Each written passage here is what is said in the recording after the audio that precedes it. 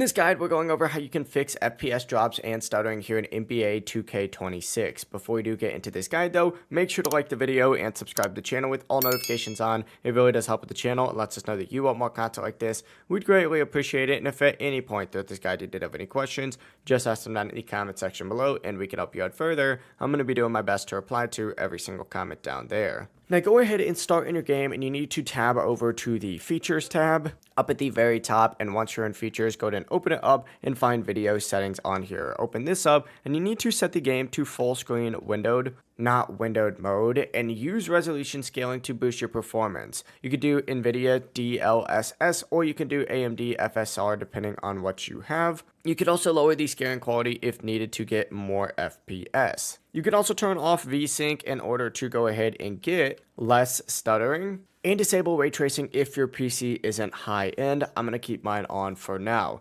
Lower texture quality and of course your other graphic settings if needed, and you can also drop the overall quality preset as well to whatever you would like. Next from here, what you need to do is update your GPU drivers on Windows. We have individual videos breaking this down depending on what your GPU driver is. But if you have NVIDIA, for example, you just have to open up your NVIDIA control panel, go to Manage 3D Settings, Program Settings, add NBA 2K26, and then just change your power mode from Prefer Maximum Performance, your texture filtering to Performance, and your threaded optimization to On. And also, if you're on Steam, make sure you're verifying the game files as well. And that is it. That'll help reduce all of your FPS drops immediately. If you guys did have any questions, ask them down in the comment section below, and we can help you out further. I'm going to be doing my best to reply to every single comment down there. Before you do leave this guide though, make sure to like the video and subscribe to the channel with all notifications on. It really does help us out. Let us know that you want more content like this. We'd greatly appreciate it. Have a great rest of your day though.